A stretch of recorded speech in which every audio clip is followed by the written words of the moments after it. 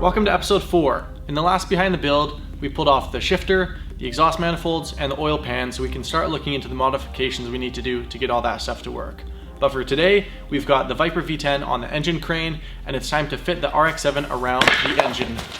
Today the plan is we are going to cut the engine into the car. We're just going to cut away as much of the firewall as we need to get that thing where we want it to sit. So that's the plan. Good plan. All right.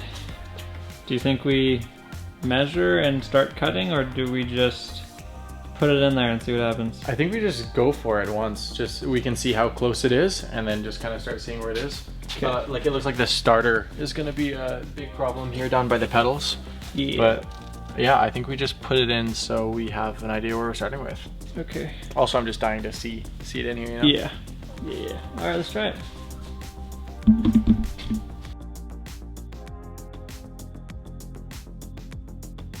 Okay, so if you look in here, there's like 3 or 4 inches of space in between the head and the firewall. So if we start cutting this out, I think that'll be really good. So the only thing is we just need to be mindful of the wiper linkage, but the linkage works way up in the top here. Yeah. So we can cut out a lot of the space here. And especially just this random lip. Yeah. Okay, and then on this side, the starter bulge will start to get pretty close to where the floor is there. We just need to be mindful that we still have room for your feet. Yeah. Okay. So what do you think we should we start just cutting all this stuff off and then try it again? Yeah. Okay. Let's do it.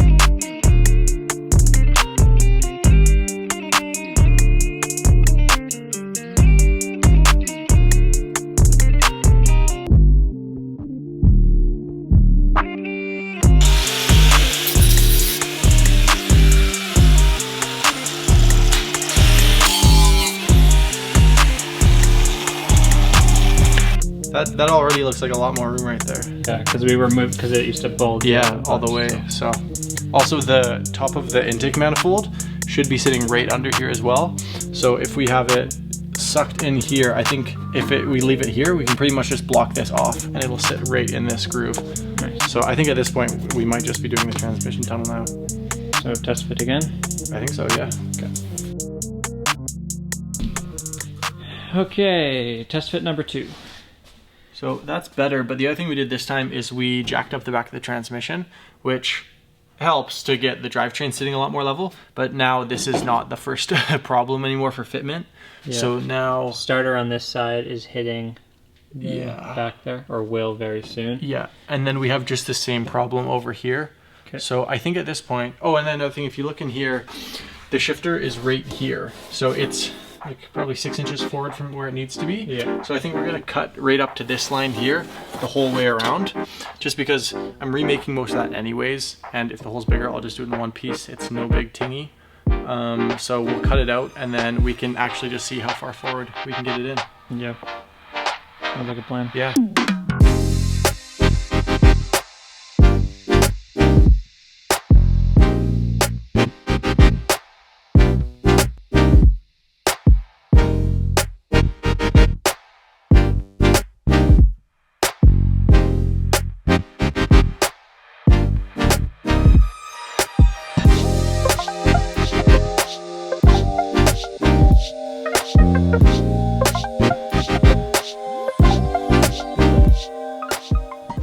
Test fit number 3, it's actually looking really good. Yeah, the biggest spots, we were kind of trying to address it, but we'll need to do some more cutting. It's just on these lower corners down here. We left the mounting for the gas pedal here because it looks like it'll be high enough that it'll just clear the starter. But so I think we'll pull it out and we'll cut once more. just to kind of get these corners up. But you can, like, if you look here, like, lots of room for the tranny. Yeah. We still have room to come back here. Yeah. Also, if you just stand back and look, like, it's just starting to look a little bit more. Yeah, there's its new home. Yeah. Also, quick second, look at how annoying this would have been to test fit every time if we still had the bumper support right here. Yeah, like, it is so nice to have it like this. Yeah. Okay, yeah, let's do it again.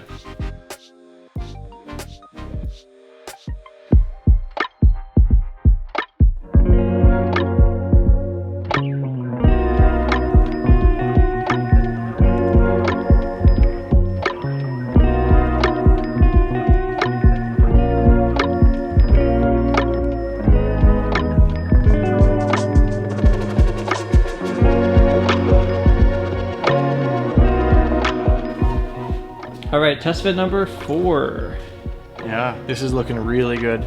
So we're getting pretty close here against the firewall for the heads and the back of the intake.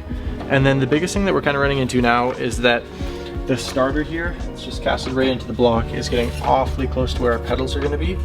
So if we stick our throttle, it's going to sit roughly there.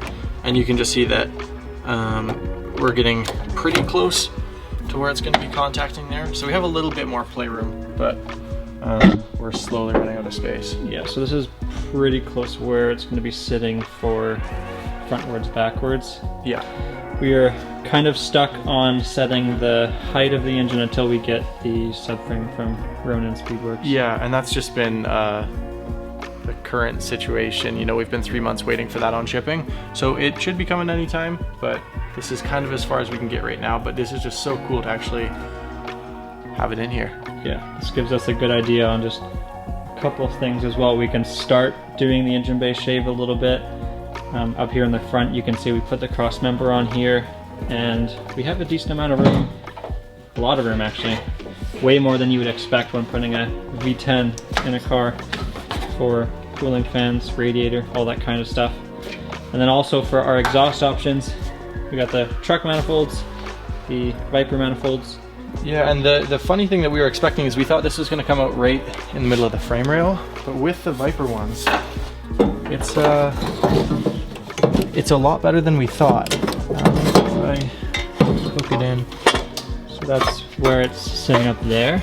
Okay, so you can see it right there where it sticks out. So it's obviously pointing in the wrong direction, but if we just cut that off and weld it on at a different angle, it actually comes out in a really, really nice spot. So that could actually be a really good option. Also, I really like those ones because they're way, way lighter than the cast ones on the truck. Also, they just kind of look nicer too. Yeah, they do look nicer. But now, yeah, the truck ones, oh man, yeah, those are really heavy. But if you look here, you can see what we were thinking, that just the positioning of the collector is way closer to where we want it to exit. Kind of hard to see, but it does just come out right beside the starter, so it still is an option. I think that's triple the weight. Yeah, if we can make those work, I'd way rather do that. Yeah.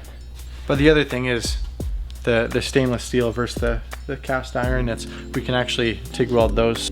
Also, take a look from the side for the hood clearance, because you got to remember that the fenders are going to sit almost an inch higher than this, and then you still have the factory bubble in the hood.